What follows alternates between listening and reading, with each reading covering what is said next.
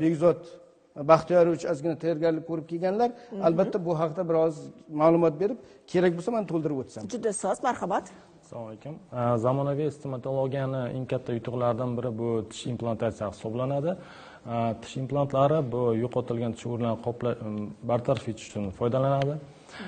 Misol uchun avvallari bitta tish olib tashlansa, uni o'rnini bartaraf etish uchun ikkita sog'lom tishni qo'pol qilayotganda qurbon qilishga to'g'ri kelardi. Ya'ni ko'priksimon tish qoplamalardan foydalanadi. Ya'ni Xalq tilida most. Da, to'ppa-to'g'ri. Mostlardan foydalanadi.